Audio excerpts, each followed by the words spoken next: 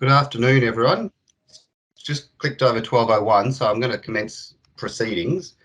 I'd like to welcome you to our first ever Dig Deeper webinar. My name is Guy Boggs. I'm the CEO of the Cooperative Research Centre for Transformation in Mining Economies. Next slide, Nicole. Before we formally commence, I'd like to acknowledge the traditional custodians across all the lands on which we live and work, and we pay our respects to elders both past and present. And I'd like to pay particular acknowledgement to the Balladong Nation of the Noongar Nation, the Balladong people of the Noongar Nation, on whose land I'm joining you from, and direct respects to Aboriginal people or Torres Strait Islanders who are joining the conversation today. Before I hand over to the rest of the team, I just wanted to touch on the purpose of the Dig Deeper webinar series. As I mentioned, this is the first in a series of webinars that we expect to become regular, to communicate outcomes of the projects that we're investing in and share learning from the project activities that CRC Time is investing in and delivering on. We expect them to occur every 2 to 4 weeks, and they are open to anyone to join, any partners as well as broader communities of interest. And this is a really important point. So Cooperative Research Centre for Transformation in Mining Economies was established in July 2020 with a 10-year remit to build capacity and focus our shared activity and innovation on how we can get the most value out of the closure transition process and the transition into post-mining economies. And I'm delighted to talk to you today about the foundational projects that we've invested in over the last 18 months, and to highlight in particular with our inaugural forum, the Regional Economic Development Program. So without further ado, I'm going to pass to our Impact and Translation Manager, Emma Ewan, to introduce the speakers.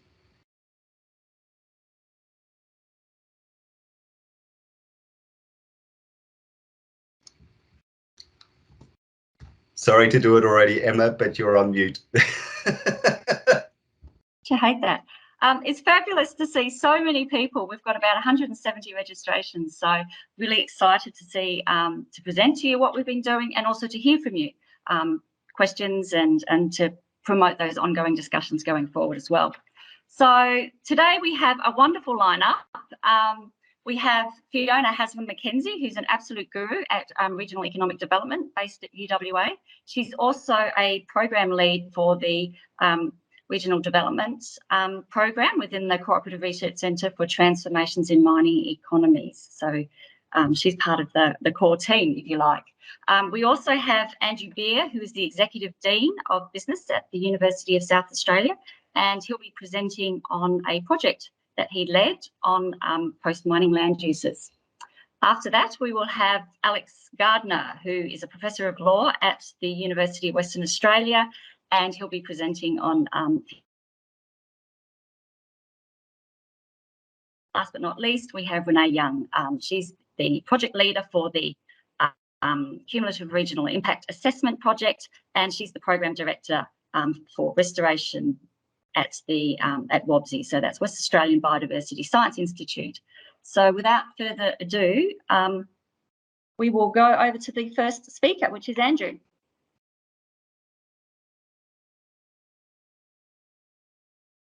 You're on mute, Andrew. Thank you very much, Emma, and thank you very much for the invitation to speak today. It's great to be here.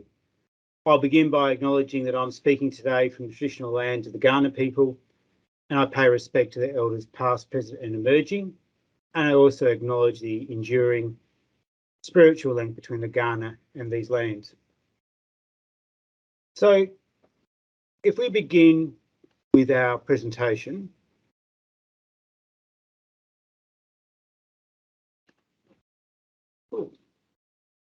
Just while you're doing that, I'd just like to let people know that this is being recorded, and that if you'd like to ask a question of one of the speakers, please do so in the Q&A. So that's one of the little buttons up the top there. It's different to the chat, which we'll use for sort of logistical problems, you know, someone's on mute or something like that. And while you're at it, while you're using the Q&A, if you can think of any future research or presentations that you'd like to hear at a future session, please let us know there. Yep, I've got some significant, I don't think I'm sharing the right content now. Well, maybe if Nicole can get that up. If that would be possible, thank you. Yes. And in the meantime, I'll just let you know where we've got, where you can actually see some of these projects in more detail. So there will be reports on the website. Go to crctime.com.au, and if you look under the publications, you'll see all the recent publications. However, you'll also see under the research button there, highlighted in red, you'll also be able to find links to the projects, which provides a bit of an overview, and often there'll be fact sheets as well. But at the same time, Nicole will be pasting those into the Q&A. So look out for those on the way. Thank you very much, Emma, and thanks, Nicole, for covering that for me. And yeah, great job, Emma, in terms of covering the gap in my ability to get this slide deck up. So if we move through to the next slide, please. I'd just like to begin by acknowledging two things. The first thing is, of course, the other researchers who work with me across Australia on this project. This project is very much a collaborative piece of work, and it's a piece of work which reflects a great diversity of perspectives, disciplines, and of course, geographies. Some of us were based in South Australia, others Western Australia, Queensland, and Victoria as well. Our work was, of course, also informed by an advisory committee, and that advisory committee came from a range of different backgrounds, including local government, the mining sector, the consulting sector, etc. And they add a very considerable value to this project. And I thank each and every one of those organisations and their nominated individuals for their contributions. If we could please move on, Nicole. So these are the questions that this project set out to investigate. Essentially, this research or this project was thought of as a way of trying to get up to speed, to inform our knowledge about how post-mining land uses are positioned and what that means in terms of the opportunities for post-mining land use to be further developed nationally and also internationally. So the core part of the research essentially took place through a literature review where we looked at all the previously published studies and we took on board their key insights. We also then looked at a number of case studies where we took those key insights and tried to see whether they were evident in those individual examples that we were examining in much more detail. And I think one of the important points here is that there have been a number of studies that have tried to do this before, and some of those have been more successful than others.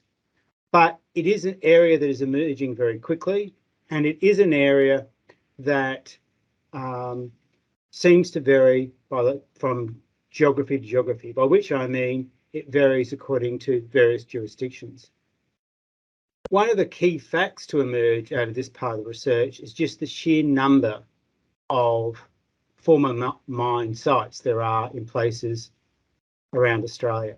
So this is actually a very substantial problem, and with the mining boom that we've experienced since the late 1990s onwards, it's a problem, or it's an issue that has become much more acute over time. So we're interested in questions about what can we learn, how can we do it, is there advantage in planning early, what sorts of processes are most likely to lead to success in terms of reusing mine sites. Next slide, please, Nicole.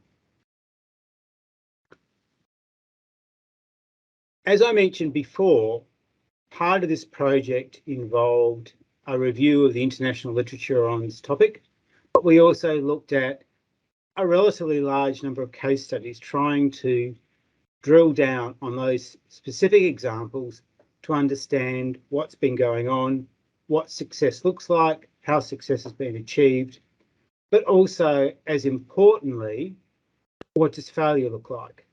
Because often in life, as in business, you learn more from failure than you do from success. And I think one of the things about this relatively large list of case studies is that it talks to examples in various stages of progress, and it talks to examples that some tend towards the success side of the equation, whereas others have much more doubtful claims on success. Some of them have a clear pathway to positive outcomes, and others do not have a clear pathway. Some of these initiatives were put in place some time ago, and some are just emergent even as we speak. So one of the issues that really comes out of the case studies is the complexity of the circumstances that confront decision makers as they look at the decision to repurpose.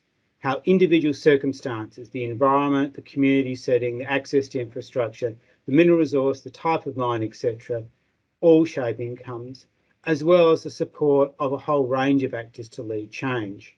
And leading change is a key theme in the report. Where does that leadership of change come from? Who's doing it? Is it the miner? Is it government? Is it the community, etc.? So if we look at one example, for example, we could look at, say, Kiston Clean Energy Hub in Queensland. At this stage, that is one of the case studies where I would consider it to have been a success or an emerging success. It's a mine in far north Queensland where the tailings heap is being used to store, used for photovoltaic panels, and there's also a pumped hydro scheme associated with that development. There's a clear economic use for that land, progress is being made, support is coming from the community, coming from government, and coming from the private sector. If we look at some of the other examples, such as the Hazelwood lignite mine in Latrobe Valley, Victoria, it's a much more complex question because it's a question of scale, it's a question of impact on the community, and it's also a question about the willingness of governments to devote the resources needed to transform that particular example. The Eden ecotourism redevelopment in Anglesea presents similar challenges, and it also takes place in Victoria, so under the same sort of legislative framework, but it has a difference in the sense that there seems to be a more positive pathway and set of actors pushing for change to happen there and for repurpose to be experienced.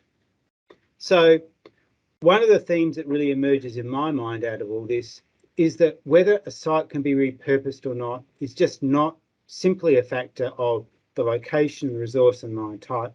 It was also a factor associated or an outcome associated with what we could think of as human factors, the decisions governments, businesses and communities make about the repurposing of that site. And I think that's a very important point. If we could move on, please, Nicole. When you look at the material that's been published on this topic around the world, what we find is that there are more than 300 documented instances of former mines being repurposed for other uses. One of the most common uses is actually active tourism. So adventure tourism, physical activity tourism, including zip lines across slate mines and in some instances zip mines and underground mines as well. There have been a number of recreation uses developed in former mine sites, including hotel accommodation in both China and also the USA. Office accommodation has also been developed in places like Pennsylvania, USA. In some parts of the world, in fact, in a number of parts of the world, it's been used for the processing of waste and materials and bioreactors, and we see that in a number of both developed and emerging economies. Former mine sites have been used as science precincts in some places, as well as for energy generation. One of the most common uses is as an environmental asset. And if we go back to the previous slide, or remember the previous slide, we would see that Lake Kupari was one example of a case study covered in this report, where often former mine sites are upgraded and reused to create an environmental asset, which could be a wetland, but in some instances may be a botanic park, which is also a tourism attraction. So there are a number of different key themes around the reuse of these sites. The important point is repurposing of mine sites is possible, but you'd have to say it's not that common at the global scale. If we could move on, thank you. So I come from a business school. In fact, I lead a business school, and I tend to think about these issues from a business perspective. And when you take that perspective, what you see is that a lot of what we talk about when it comes to the repurposing of mine sites is about the individual case study, because as I mentioned previously, the circumstances of each place are unique and they do have an influence on what outcomes are possible and what outcomes are achievable within the current economic framework. But when you look at all these instances together, it should be possible to have a more systematic approach than we currently enjoy in Australia and indeed globally.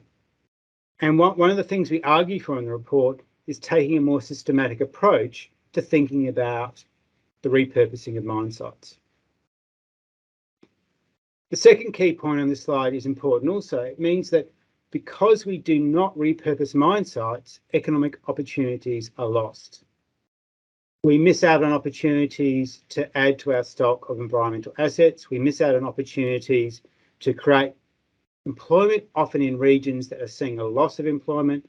We miss out on opportunities to get the highest and best value land use in that site. And I'm sure my colleague Alex in his presentation will talk about in some detail, but often what happens at the end of a mine is determined by legislation and it cannot be altered. And that means many of these opportunities simply disappear, and opportunities and potentials for the redevelopment of these places go begging. Regulatory frameworks are a key factor in what is possible and what is not possible in terms of the rehabilitation of mine sites.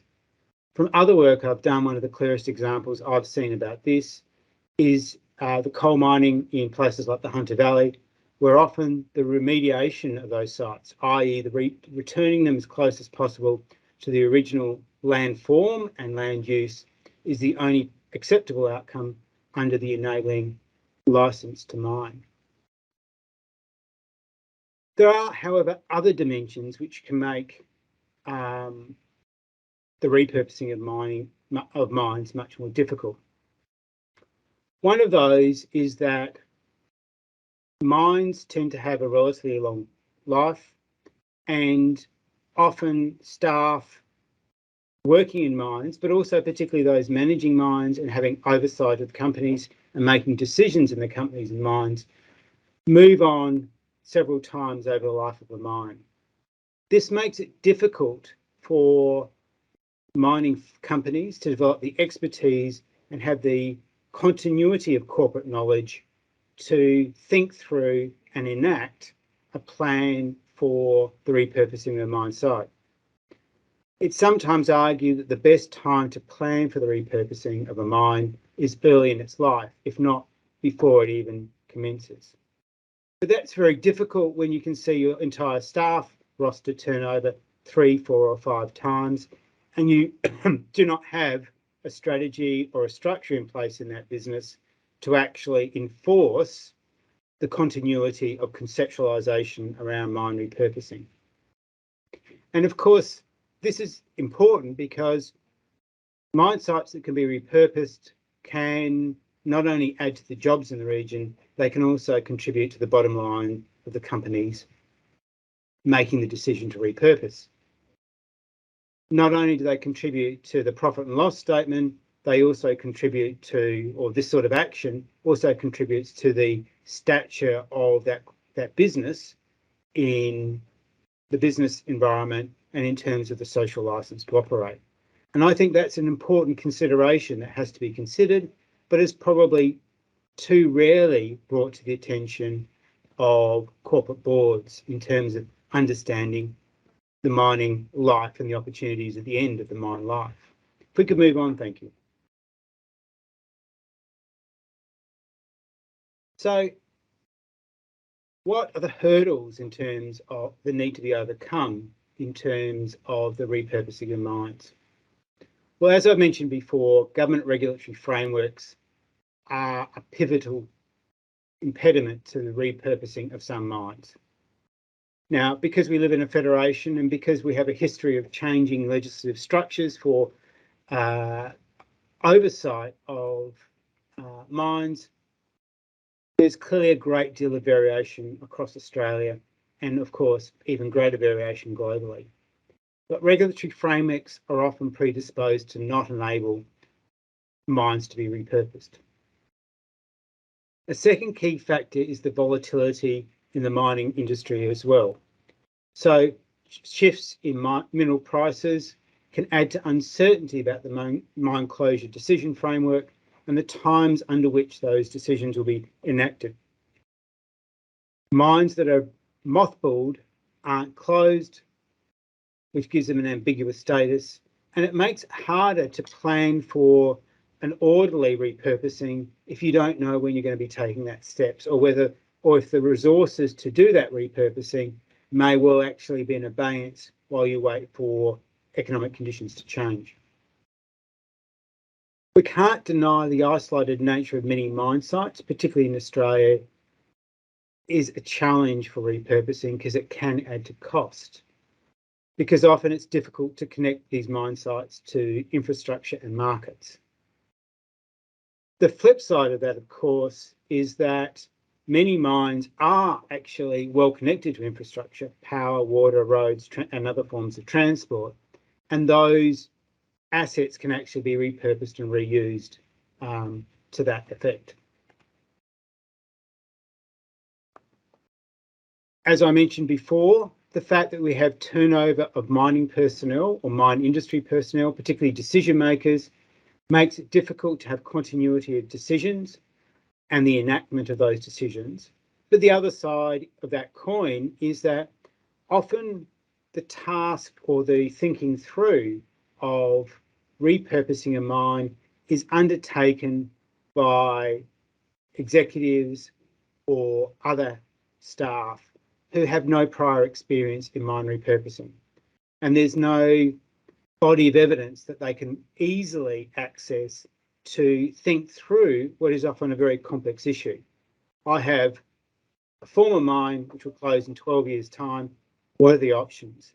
It can be a difficult and challenging question for executives to think through.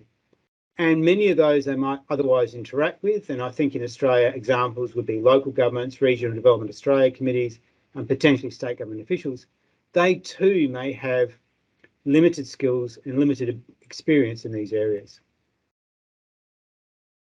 We can't ever overlook the inherent danger in mine sites. When we talk about mine repurposing, we have to be mindful of that. And some sites, for a whole range of reasons, may never be able to be repurposed because of that risk factor. So a percentage of sites will not be able to be repurposed for a whole bunch of very important reasons. Cost is a key factor as well. We have to acknowledge that repurposing can be expensive. Repurposing can be very expensive for some particular uses. And so if you think about that from a business perspective, what that tells you is that repurposing needs to be associated with a sustainable business model. What are we transitioning this site to in terms of an income stream for either the mining company, the community, or some other actor, public or private sector? And finally, a hurdle I'd like to focus on is the limited understanding of the economic and social potential embedded in former mines. I think there is an implicit assumption that former mines are sites that cannot be used for any other purpose, and that has a pervasive influence in terms of the decision-making frameworks of communities, governments, and the private sector. In some ways, this is a hurdle because it is implicit, not explicit, and we do not challenge this assumption. And perhaps one of the great achievements of CRC time in the long term will be the effective challenging of that assumption. If we could move on, thank you. I just want to talk briefly about enablers. One of the great strengths of the work that we did is that many of my colleagues, such as Fiona McKenzie, who's also participating in this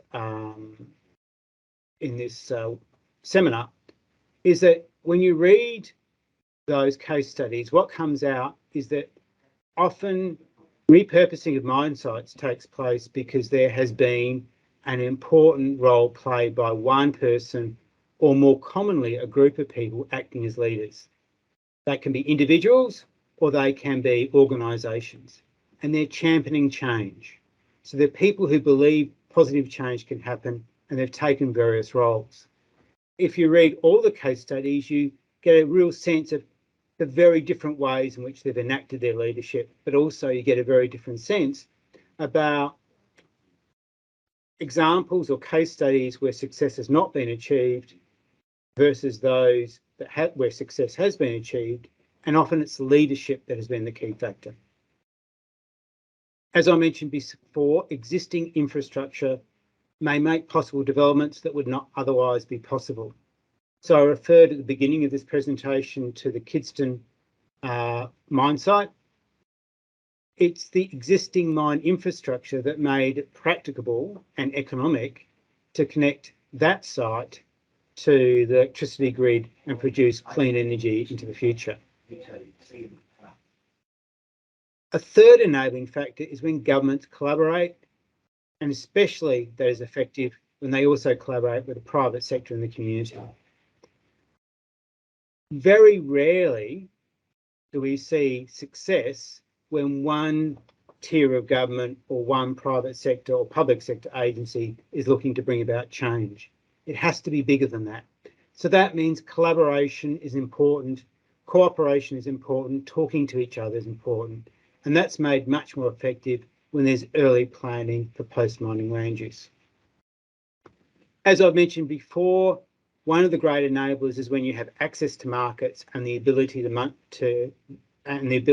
to develop income streams out of whatever purpose you're moving towards at that former mine. In our economy, the ability to come to a quick income stream makes so much possible. And of course, if I use the Kidston example again, the emerging energy markets we're all living with at the moment create a new demand and a new income stream not available perhaps 30 years ago. We move on, thank you. So what are my suggestions in terms of how we deploy these findings? Well, I think for those working in the mining industry, I think the first thing to do is start kicking off a conversation about reuse and how you can bring reuse to life in your organisation. The bottom line is if you move towards mine site repurposing, you're going to improve the bottom line of your business. I think you can also draw upon the findings to look at each of the case studies and use that as an opportunity to engage in business-to-business knowledge transfer. So contact the businesses involved, talk to them about their experiences, and see how they brought it to life. Because I know that as much research is done, many businesses learn best and many government agencies learn best by talking with their peers. I think for miners, there's also, as I've mentioned before,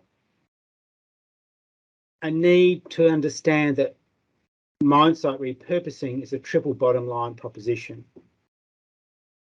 We use a number of different pieces of jargon to describe this, but it is a good thing to do. And it fits in with corporate social responsibility and environmental, social and governance objectives. And ESG is clearly a very strong focus in the corporate world to this day. And I think it will continue to strengthen over the coming years. Boards that are required to demonstrate their ESG credentials, and that provides a very strong imperative for adoption of a focus on mine site repurposing. I think for mining firms, mining industry as well, there's a need to experiment internally about new ways of bringing mine site repurposing to life. And so it's borrowing from other parts of the corporate sector to think through the question of innovation. So there are fail-fast approaches used in many parts of the corporate sector, particularly the information technology sectors. There's also processes around skunk works, which comes out of the aeronautic industry. These sorts of processes can allow for experimentation with ideas and the practicality of doing things and come at minimal cost in an industry which requires often very substantial outlays. Finding solutions quickly, testing them before moving to implementation is a well-demonstrated process. Bring forward the discussion of end use and think about new business models, particularly new business models that have emerged as we go through an economy in transition. And as I mentioned before, the emerging electricity market provides new opportunities that were previously unknown in the Australian economic landscape. I think the fourth responsibility of the industry is to engage with the community early, often, and on a sustained basis, because that is how you get the collaborations you need to deliver success. For governments, I think the deployment of these findings requires a development of the knowledge base around what is possible. It's about challenging government decision makers to the ministerial, prime ministerial, premier level about what is possible in terms of mine site repurposing. And that may call for the creation of specialist structures and task forces to explore these issues, both in a cross-departmental and also within departmental framework. I'm sure Alex will talk about this more, but reviewing current legislative frameworks would be an important first step. And there's a role also for communities. The role for communities is about reaching out and forming relationships with government and the industry in order to make sure their voice is heard when discussions about the end of a mine life come forward. And there are many actors that they could potentially engage with, and I've listed some of those there, all of whom would help facilitate those discussions. And there's also a question about how they develop their own leadership, which I've identified before is so critical. If we move on, thank you, Nicole. So I've made four key recommendations here for your information.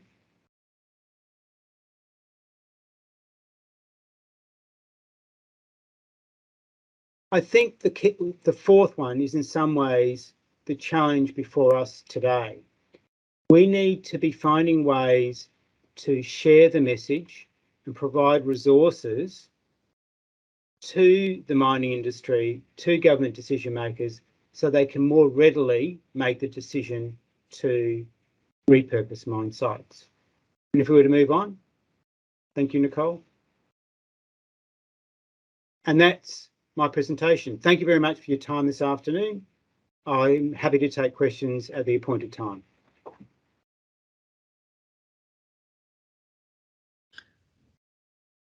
Thanks, Andrew. I can't see any questions in the chat. So I've got a question for you, and perhaps I'll just pose this one and then we'll move on. But it's very clear from your presentation and also from the draft final report that I've recently read that leadership is absolutely critical and that government has a very important role. So what does it take for government to have confidence in the repurposing process? We've seen some examples in your case studies where governments been very mindful of making mistakes, of selling communities down the river, when in fact some of your examples clearly show that repurposing has given new life to communities. So what does it take for government to have confidence? And how do we convince government that they do indeed have a very important role in the repurposing story? Thanks, Fiona. Look, I think one of the big issues in the whole repurposing story is the question of risk. The end of a mine presents a risk for private sector participants, it presents a risk for the community, and it also presents a risk for government, because government has an experience and to a certain degree an expectation that if things go wrong, they're left managing the major challenges. And I think that's one of the reasons why a lot of the legislation is so conservative and prescriptive in terms of the end of mine life remediation, essentially. And I think we have to acknowledge that that risk is very real.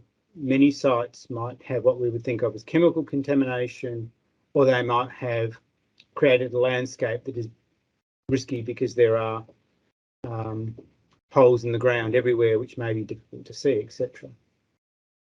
But of course, risk is something that you cannot remove. It's only something that you can manage. And I think the best way to manage risk, whether you're a public entity or a private entity or a community, is through greater knowledge. And I think that's the key. I think there is a message, or there's a story to be told around how we manage that risk and how we convert that negative into a positive as far as repurposing goes. So we say, yes, there is a risk that this site will remain dangerous over an extended period, but we're managing it in this way.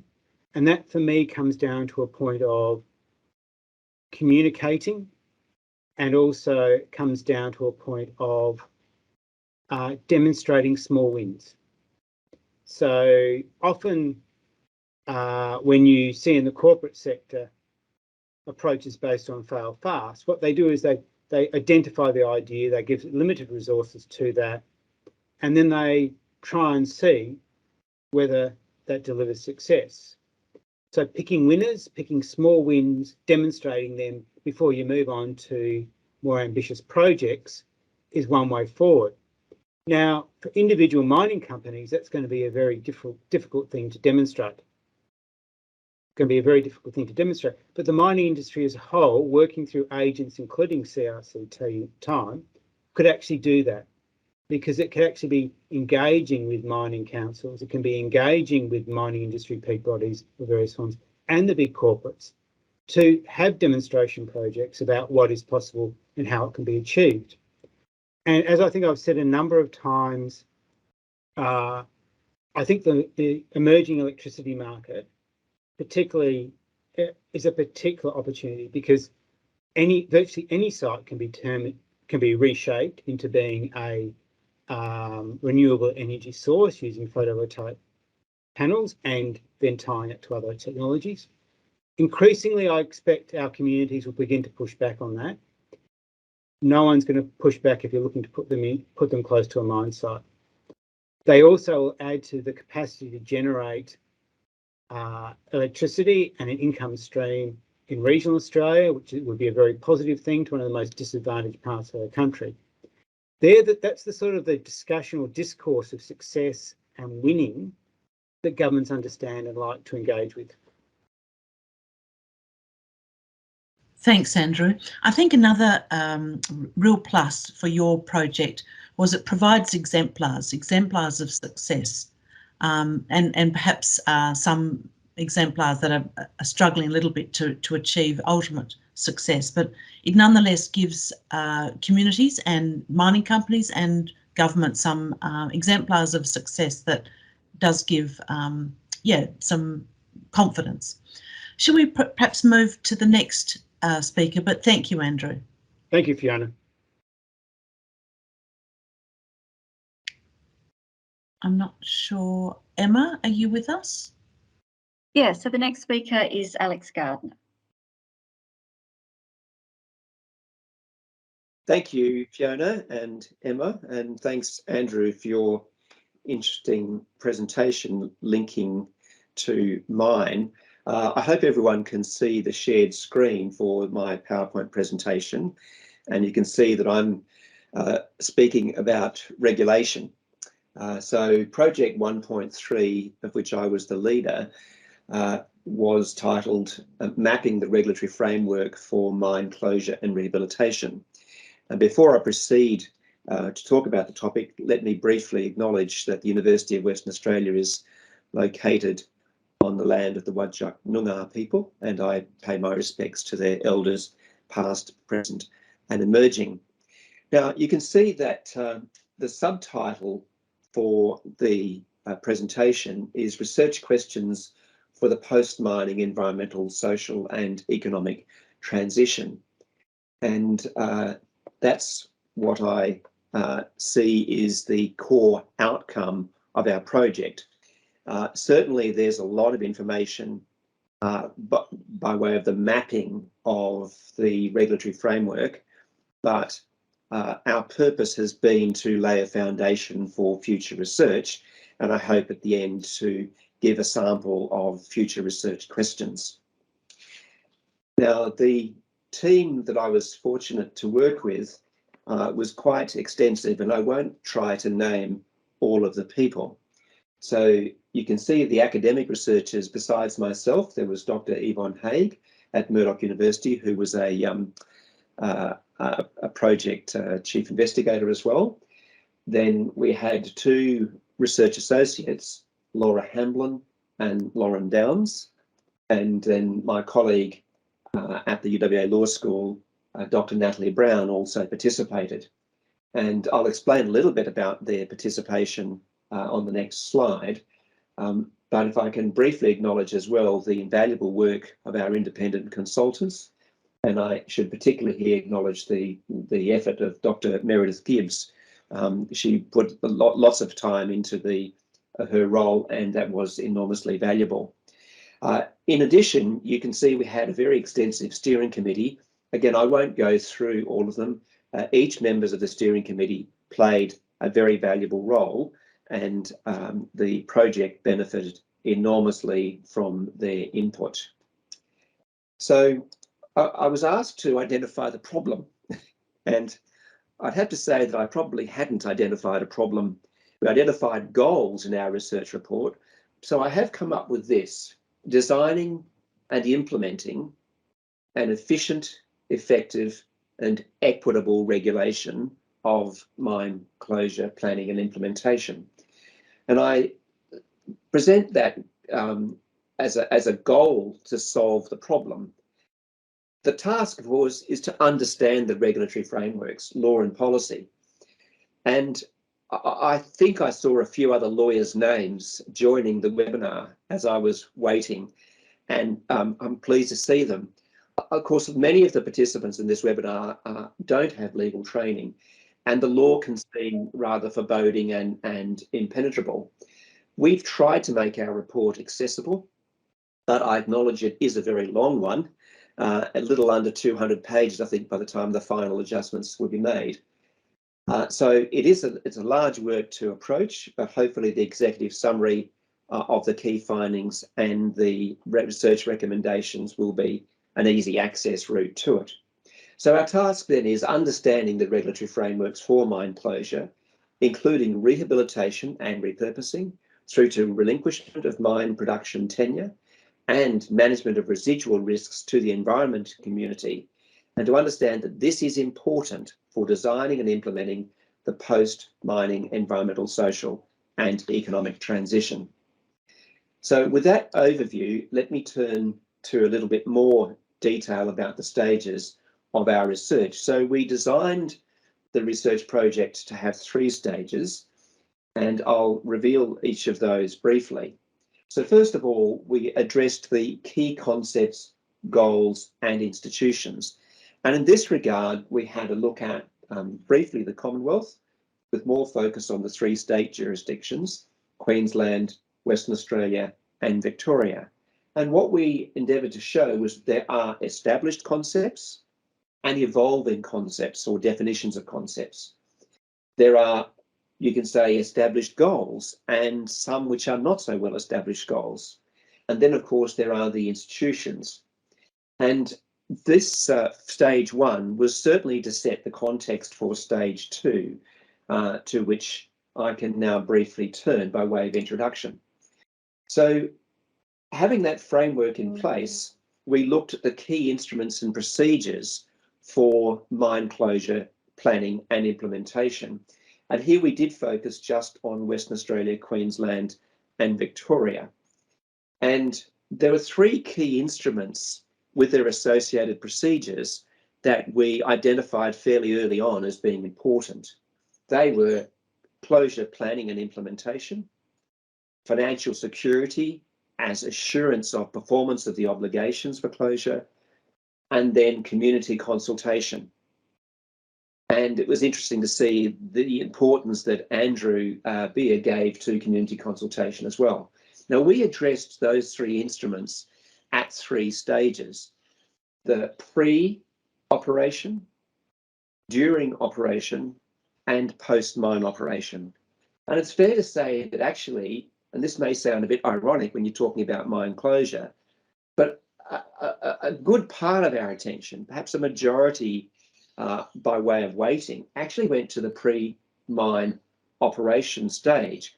And that's because there is a well-accepted premise that a mining proposal and closure plan must be presented and approved before any operations can begin.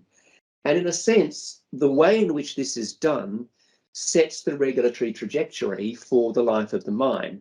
And so you'll see that I give some greater attention to that pre-operation stage in my future comments. Now, the third stage was the experience with the current regulatory framework. And this was a national survey that Yvonne Haig conducted. So it was an empirical research and analysis of the experience with the current framework. Now, in addition to the core report, or the main report, which covers those three stages, I should briefly add that Laura Hamblin and I were the primary authors for stages 1 and 2. We also had 3 case studies of the Ensham coal mine in Queensland, the Pilbara State agreements, obviously in Western Australia, and the Latrobe Valley. And these will be annexed to the report. I should quickly acknowledge that the Latrobe Valley case study was quite a large task, especially for a team based in Western Australia, and we've not quite completed it, but I'm sure it will follow fairly soon on the main material. I acknowledge the important feedback from the steering committee and consultants, and a quick hint, we completed the final report with its peer review process just earlier this week, and I think it's not yet publicly available, but I hope that it will be soon. So let me turn from that overview to a bit more detail, but I have to emphasise that there's no way that I can address all of the detail of the report in the brief summary I'm giving for this webinar. So the top, actually, I'm sorry, that shouldn't be 2 to 5. We've actually numbered it as the top 3 key findings for stages 1 to 3 of the project report. Let me go through these each a little bit. With stage 1, so this was the goal, the concepts, goals and institutions, we did find quite a bit of variation and a degree of uncertainty in those concepts, goals and institutions. With the concepts, there are certainly some established concepts, and there are still others that are evolving. And I think the understanding, for example, around what repurposing means is still evolving.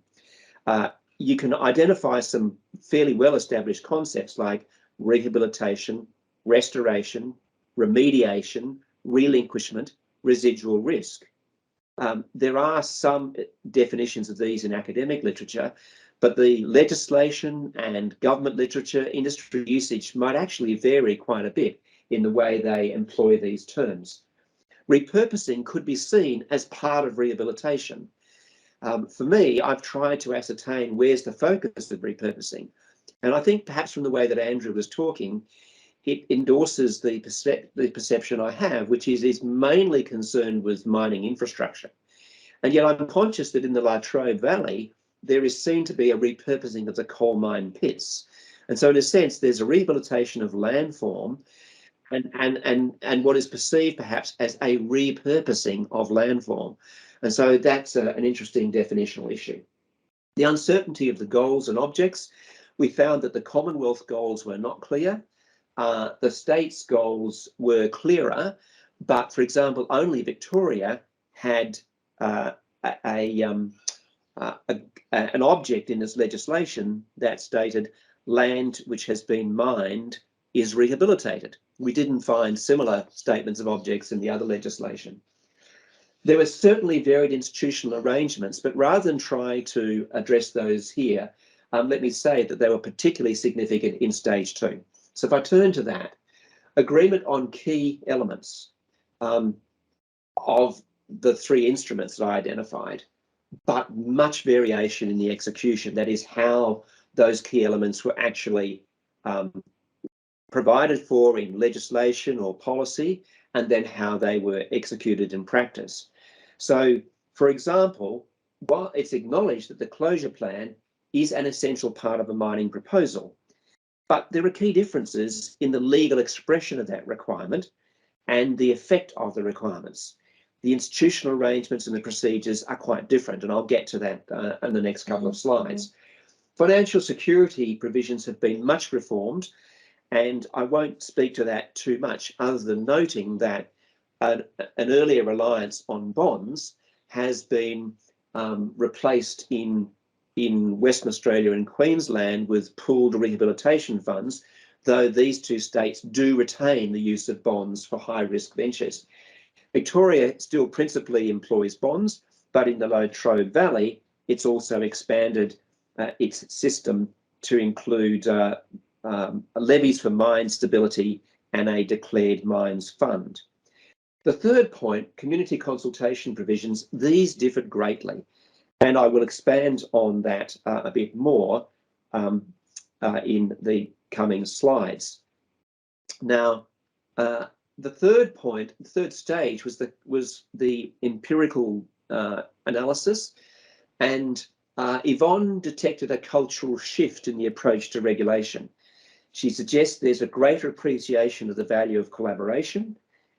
There are core practices of progressive rehabilitation, financial incentives, and transparency of information, which she says still need more attention, and emphasise that learning and innovation must include Indigenous knowledge of landforms.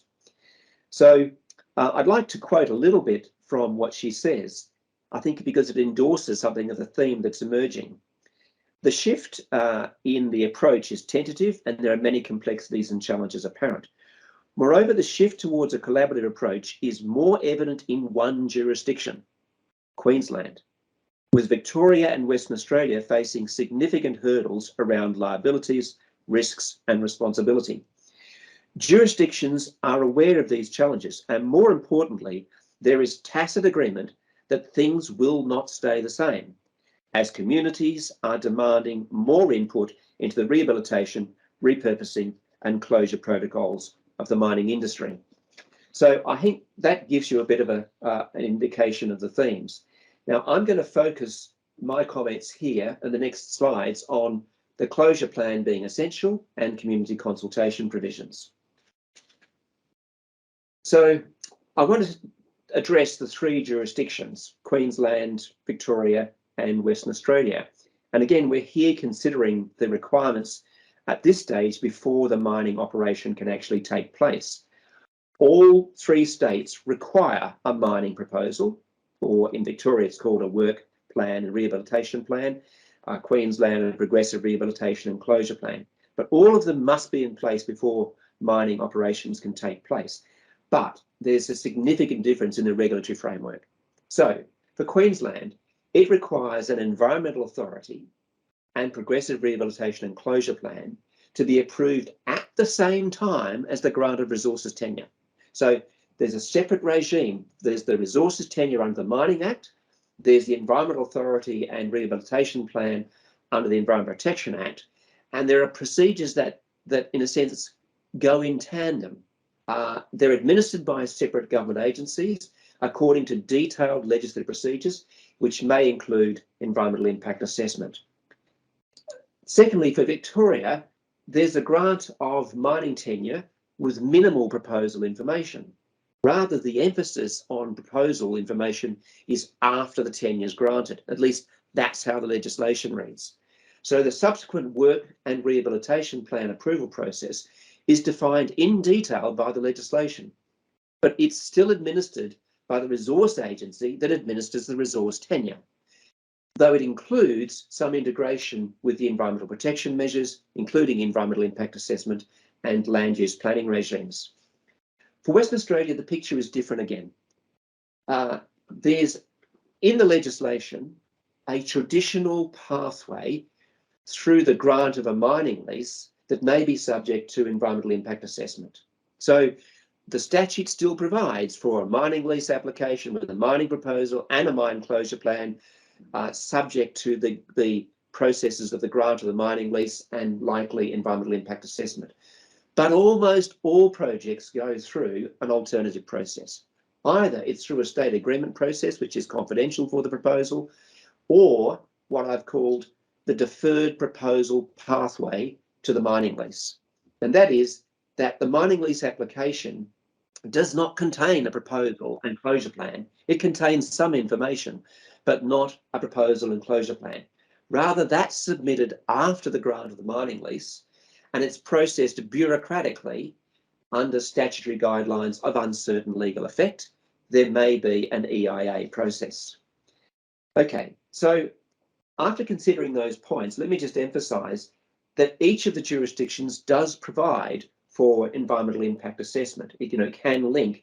And in the case of Victoria, for example, there's a very elaborate environmental effects statement process, which can lead to a recommendation by the planning minister to the other agencies. But if you contrast Western Australia, there is the process of EIA managed by the Environmental Protection Authority, which leads to a recommendation to the Minister for Environment, but then the Minister for Environment, in conjunction with the other decision makers, make a binding decision on what the environmental limits are. So that's if there's EIA. Let me turn to the next point, and this emphasises the community consultation provisions. We've dealt with a number of points here, but I want to focus mainly on the question of what are the rights to information and to comment. I'll briefly note, is there a process for community acceptance of residual risk at the pre-mining operation stage? So if I start with Queensland, for the Environmental Authority, which should be accompanied by the Progressive Rehabilitation and Conservation Plan, Closure Plan, sorry, so PRC plan, and there may be an EIA process, there's public notice.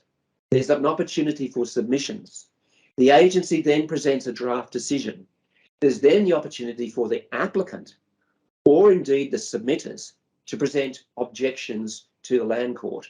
And then the Land Court addresses those from both sides of the story and makes a recommendation to the decision makers. And that the decision maker finally makes that. That's the CEO of the Department of Environment and Science in Queensland. So all this is defined by legislation, and the Environmental Authority process runs parallel with a similar resource tenure process. So the objections and applications of both get to the Land Court together. So they're dealt with by that process, tribunal process together. I know there's some industry concerns about this process, but the affirmative outcome of the New Ackland and Oakey coal case decision in 2021, I think, is worth noting. And I can speak to that by way of questions. If we go to Victoria, there's a notification and public comments process regarding the mining licence application. And of course, there may be the environmental effects statement process. There's a right to submit or object on the mining licence application. And there seems to be a potential under the Mineral Resources Sustainable Development Act for a panel to conduct public hearings. But we were quite uncertain about whether that's really deployed in this context. You then get the grant of the mining licence. The licensee then prepares the work and rehabilitation plan. There's no statutory notice, no statutory comment process, but the licensee is subject to a statutory duty of community consultation, which is elaborated in the regulations. You get a CEO decision on the plan, the work and rehabilitation plan, but of course the surface rights holders have to give their consent, and the minister consults the local government regarding the bond. A rather unusual process, but obviously quite valuable. For Western Australia, just to reiterate, There's the deferred proposal pathway after the grant of the mining lease. The proposal and closure plan are to contain information on the lessee's stakeholder consultation. So again, it's the lessee, it's the industry party that runs the stakeholder consultation. There's no requirements for public notice and comment. There's no independent tribunal review and advice. There is, of course, compensation to private landholders who are subject to the tenement. And if there's dispute about that, that can go to the warden for determination. And there may be an EIA process. Let me finish on this point with the residual risk. Western Australia and Victoria certainly have expressions of wanting to address the question of residual risk, that is post-relinquishment residual risk. But in Western Australia, for example, the guidelines recommend to the leaseholders that any residual liabilities relating to agreed land use are identified and agreed to by the key stakeholders in preparing the mine closure plan. There's no suggestion about how this is to be recorded. If I look, how much time have I got? I was a little bit uncertain about exactly when I started. There's a number of fingers, Emma. One. Okay, so look, I'm going to skip through these points because I'd like to address the research questions. But clearly, there is then the during operation stage, the relinquishment stage, and the post-operation. I'm happy to address questions even by way of follow-up after the seminar. If I turn then to how do industry, government and community use these findings, I'm not going to make particular recommendations for each category of party. I would suggest all need to consider how well they understand the legal process and its purposes. There are important political decisions made in the design of legislation, which should serve the interest of the whole community and not be dominated by the interests of one part of the mining sector. So the implications for research, I want to just share with you a brief snapshot of some of the research questions. What are the advantages and disadvantages of conducting procedures for mine closure planning at the same time as the grant of resource tenure or after the grant of resource tenure and by the same or separate government agencies? Clearly that institutional question emerged strongly. Secondly, what is the role of environmental impact assessment? How should it be conducted, by whom, with what ultimate legal effect? Is it only a recommendation? Does it lead to a binding decision? And thirdly, and this is just a small snapshot of these issues, while each jurisdiction acknowledges the importance of community consultation and the recognition of residual risks, the legal rights and institutional structures for addressing these central issues in mine closure planning and rehabilitation vary significantly between the three jurisdictions. A comparison raises these issues. When should community consultation on mine closure planning occur? What should be the legal rights? Should there be an independent tribunal review process? What are the appropriate forms of legal expression of the plan and of the community acceptance of residual risk? So a number of issues there.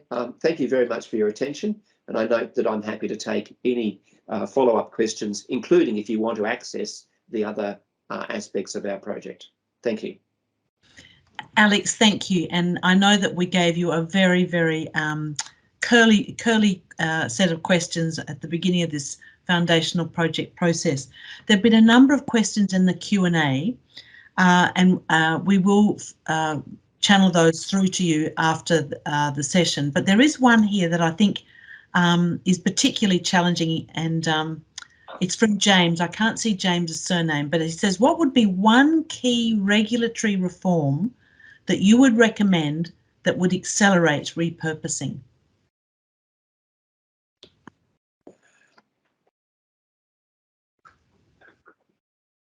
I think it does need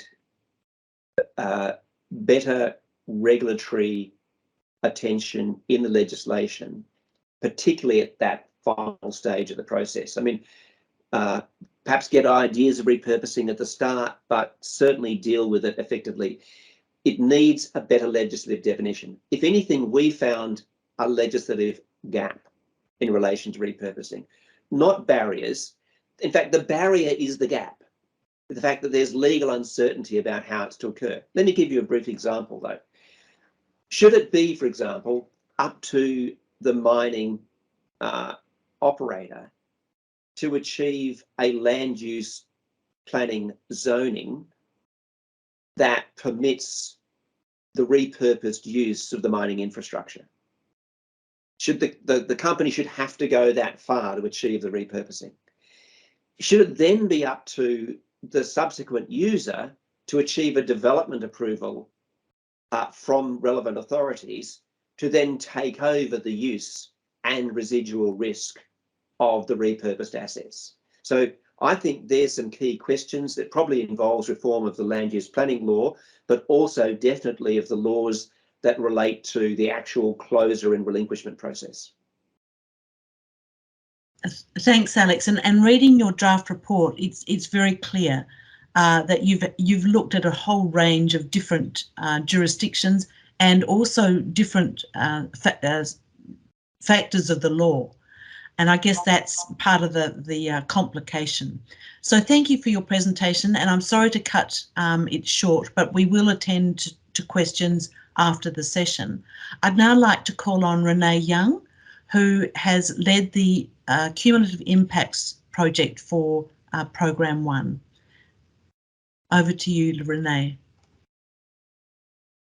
Thanks, Fiona. I'm just getting my slides up. Hopefully they're coming. It's just a little bit slow.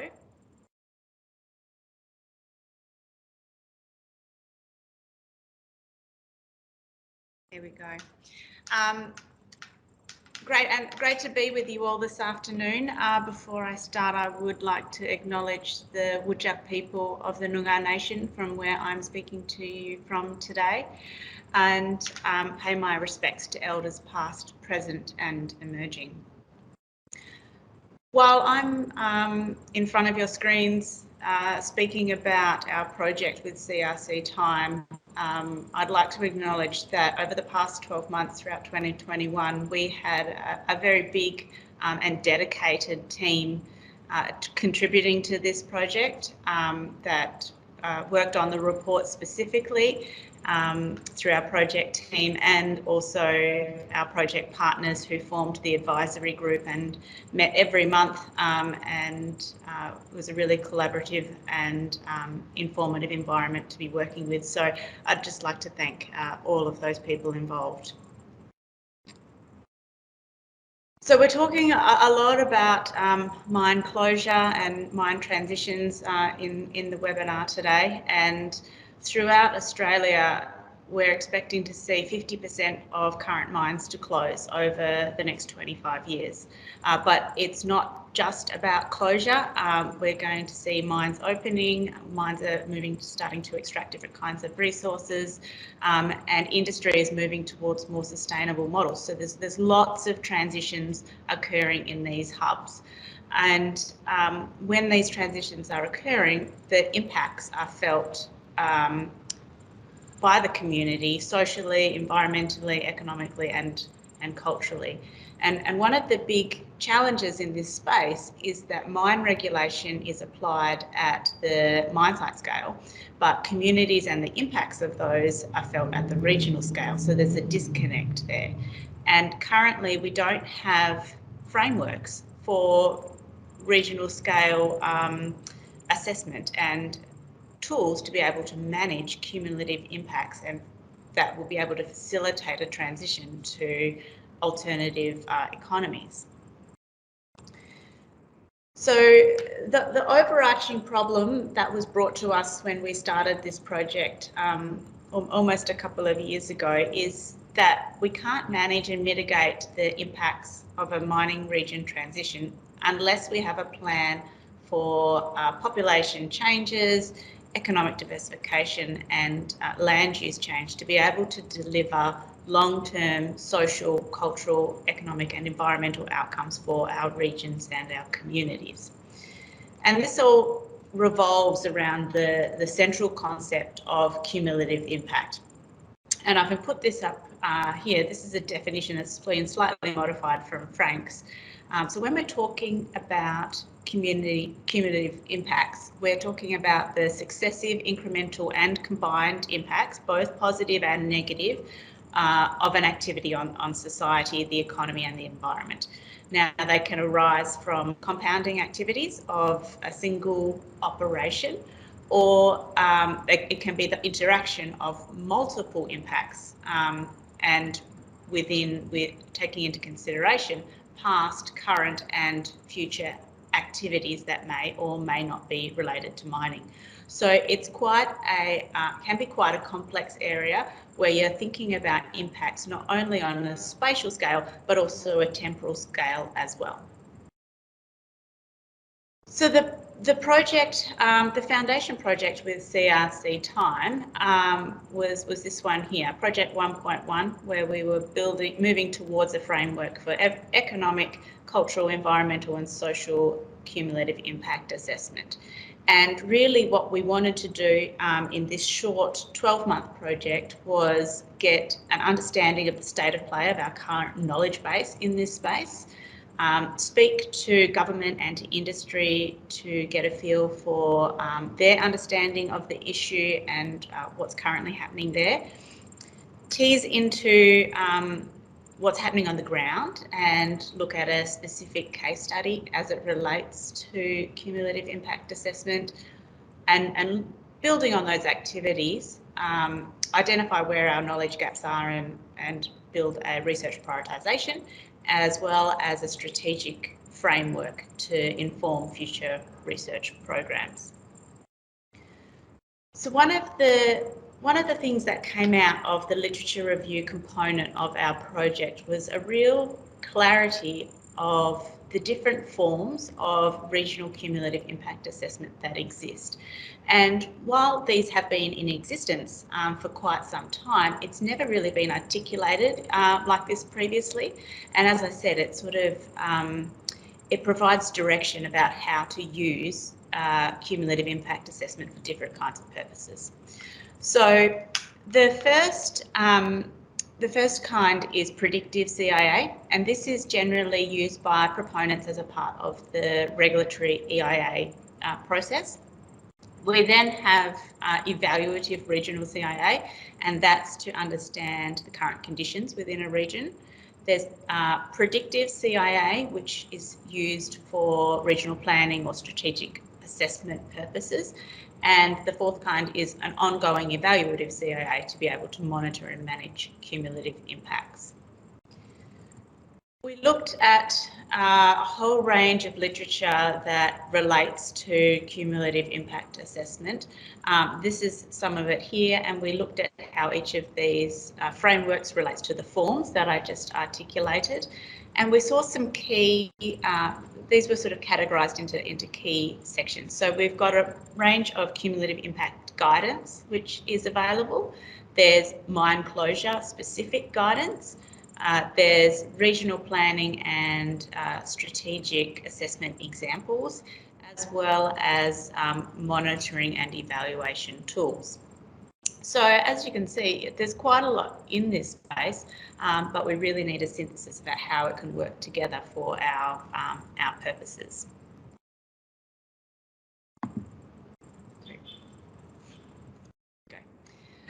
We also, as I said at the start, we spoke to government and to industry.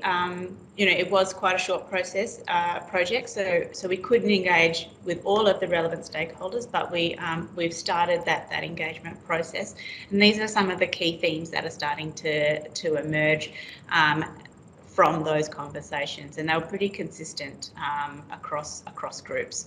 So we're talking about who is the appropriate body to drive regional cumulative impact assessments? How do we define a region? How do we put boundaries on these kinds of assessments?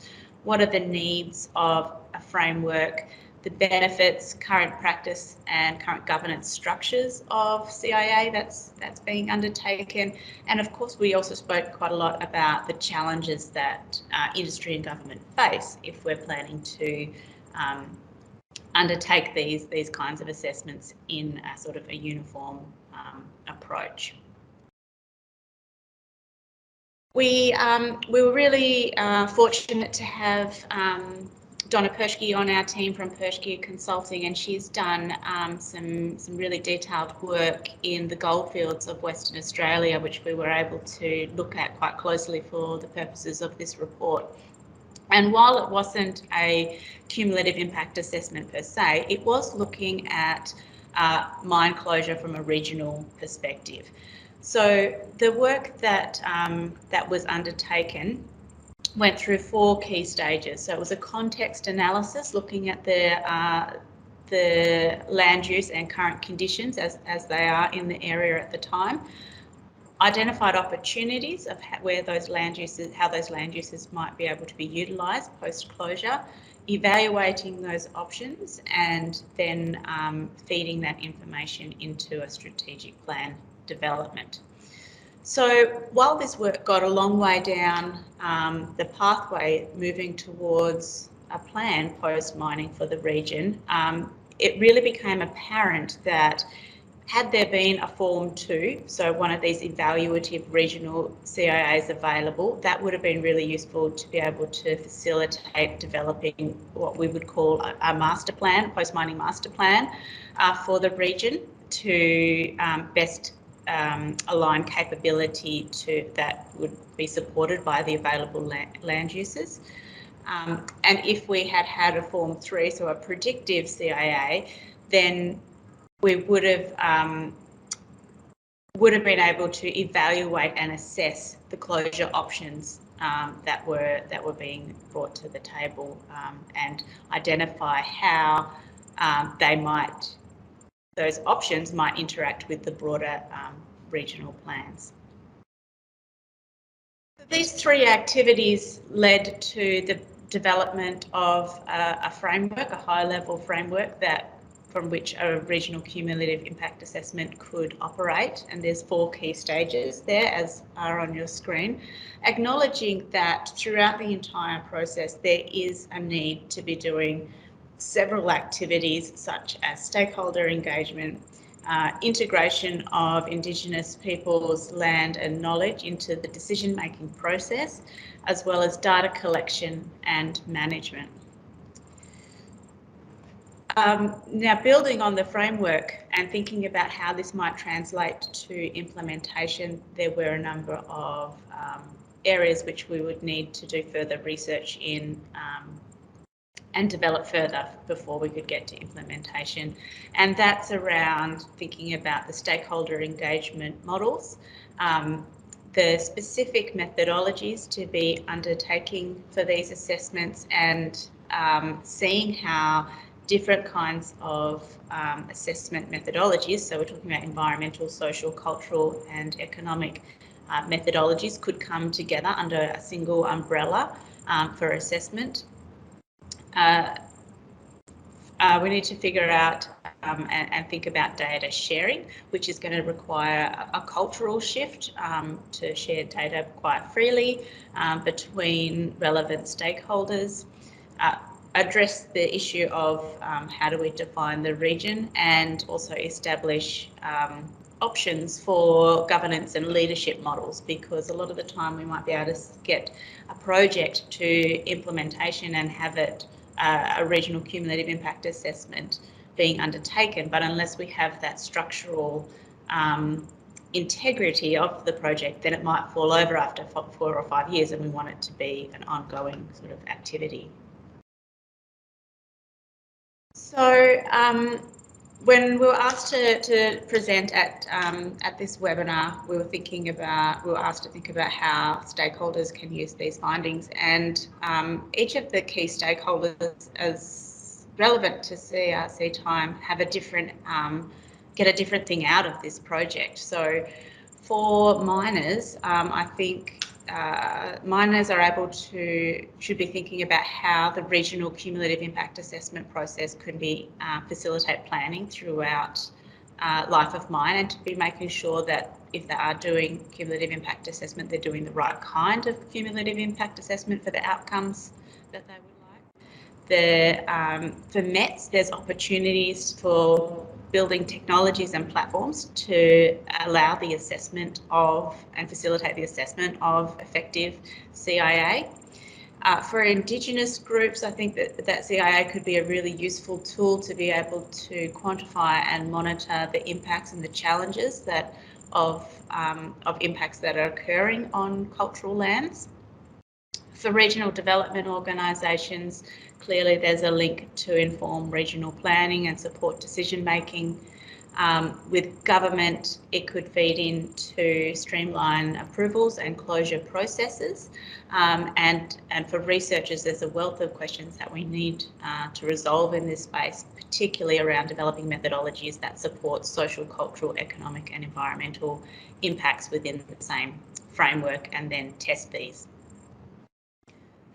So, so what does this mean for mine closure, for transitioning regions? It means that there is a new and a more robust approach to managing these kinds of impacts on the horizon, and there's a holistic approach that's being investigated, and that if successful and a methodology is developed and we have a framework, then it might become a key part of the mining transition process. But as I sort of alluded to in a couple of the earlier slides, you know, we do need to get a bit further down the track before any of those things are going to happen, and we need to potentially do some targeted research, for example, on cumulative impact assessments on traditional lands and for cultural purposes.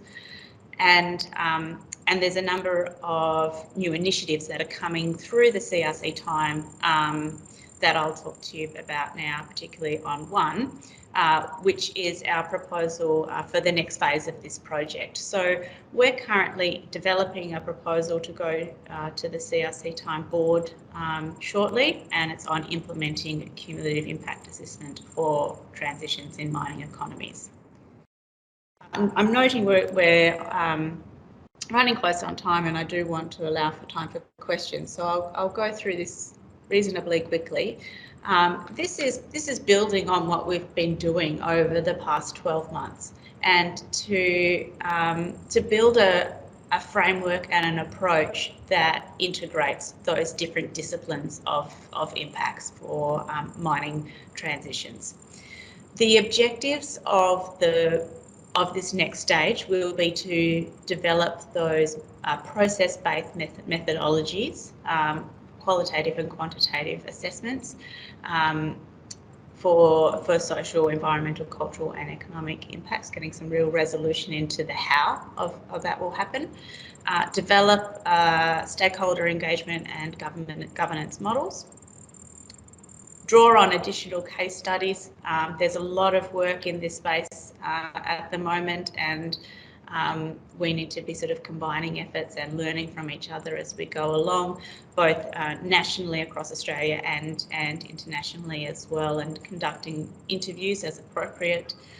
Building tools that will assist the assessment process, and then once we have those, moving towards actually undertaking a cumulative impact assessment at one of the CRC time regional hubs.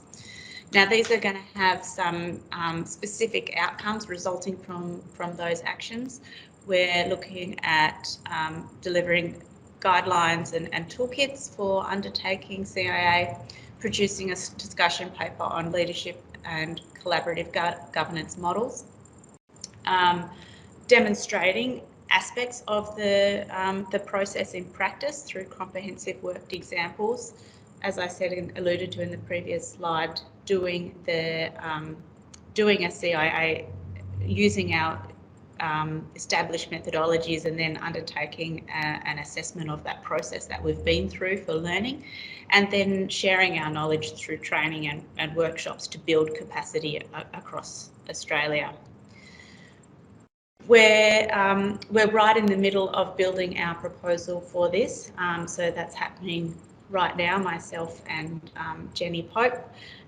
We're working collectively on building this prospectus, and we're hoping to take it to the CRC Time research and impact committees in May, and following their support, take it to the board in June for a commencement in the second half of this year. So we have a prospectus that's available to download, and I'm sure that Emma will pop a link in the chat for you, which you can take a look at. And we're really keen to have partners join us on this initiative. So if you're listening and this is of interest to you and your organisation, please do reach out. For CRC Time partners, obviously you've been through the process before. There's a direct pathway for your involvement. I can talk you through the additional detail, and if you are interested and you think you're ready to join, get in contact and let me know of your intent to support the initiative. If you're interested but you're not a CRC Time partner, that's fine too. There are opportunities to engage and support the project. Just get in contact with me, Jason Kirby or Fiona. Our emails at the bottom there to discuss options for engagement and involvement. That's all I've got time for today. So I'd just like to thank you all for your time and listening, and hopefully we've got a minute for a question. Thanks, Renee, and a very comprehensive piece of work. I can't see any specific questions in the Q&A, but I have one, and I think perhaps you've partially answered this by advertising the next iteration of your research, and that's around governance. How do we manage data, and who's responsible for the leadership? And it comes back to, I guess it's, it comes back to regulatory environments, but also that leadership matter that Andrew raised in his presentation. So who actually holds that knowledge, and how is it shared safely? Yeah, that's a spot on question, Fiona, and something that we need to explore, I think, in greater detail before I can give you a direct answer. And that's why it's a key component of that research program coming forwards, is to explore the different models that people have used elsewhere, whether that be in the mining context or elsewhere, and see how they've worked, and use that to inform our decision making for regional cumulative impact for mining transitions. I have my own personal thoughts about how that might be managed and who might be the responsible bodies for that, but they're just my thoughts, and I think that we need to test it more wide. Test it